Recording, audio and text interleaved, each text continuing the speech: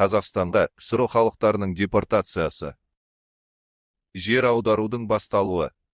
Күштеп, қоныс аудару үдерісі 1920 жылдардан басталды. 1920-30 жылдары КСРО-ның орталық аудандарынан Сібірге, Орталық Азияға, Қазақстан аумағына әртүрлі топтар мен этнос өкілдері жаппай көшірілді. 1936 жылы Кеңес одағының батыс өңірінен 45 мыңдай поляк пен украиндар Қазақстанға жер аударылды. Күштеп, аударудың құрбандықтарының бірі қиыр шығыстағы кеңестік корейлер.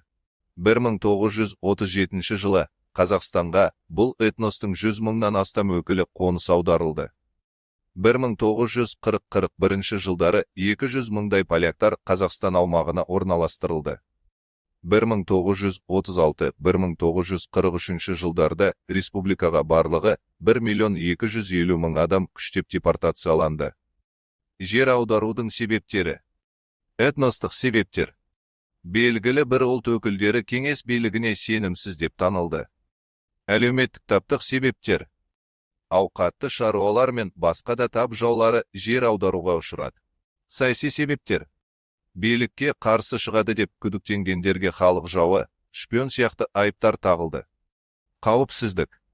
Шекараға жақын аймақтардан халықты көшіру арқылы КСРО-ның шекарасын қауіпсіз етуге тырысты. Экономикалық және аумақтық себептер. Халыққа аз орналасқан аймақтарды игеру, еңбек күшімен қамтамасыз ету мақсаты болды. Жер аудару барысы. 1941 жылы тамыз айында КСРО жоғары кеңес төралқасының Еділ жағалауында тұратын немістерді көшіру туралы жарлығы шықты. Еділ бойынан 1.120.000 немістер көшіріліп, оның 440 мыңы Қазақстан аумағына орналастырылды. Немістер диверсиялық және шпиондық әрекеттерге қатысты деп айыпталды. Неміс автономиялы облысы жойылды. Ақмола, Солтүстік Қазақстан және Павлодар облыстарына қоныстандырылды. 1943-1944 жылдары Солтүстік Кавказ халқы да жер аударылды. Гитлерлік Германияға дем берді деген жалған айыппен қарашайлар 45.500 адам, балқарлар 25.000 адам.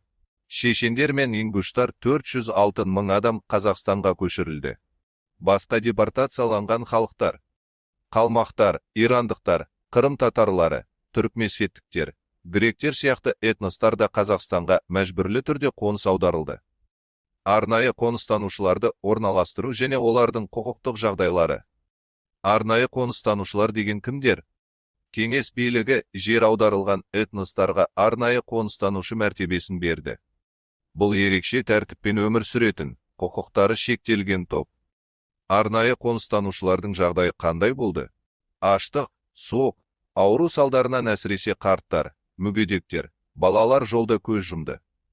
Көпшілігі тұрмысқа бейімсіз үйлерде немесе жазғы шатырларда тұрды. Киім, аяқ киім, азық түлік жетіспеді. Еркін жүріп тұру тыйым салынды.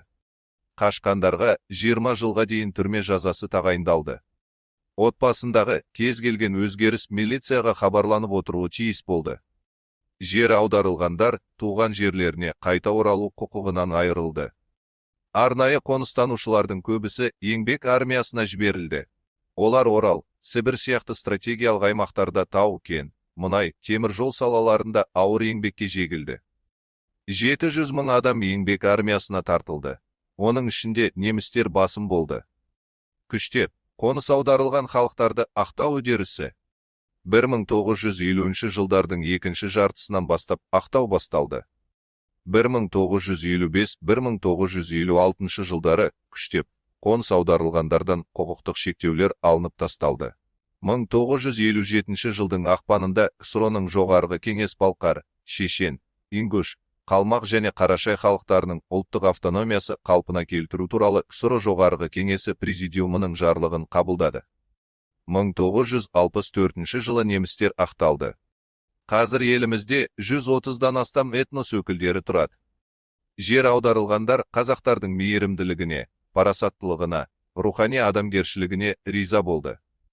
Осы тарихи мейірімділікті еске алу үшін Қазақстан Халқы Ассамблеясының бастамасымен 1 наурыз алғыс күні ретінде бекітілді.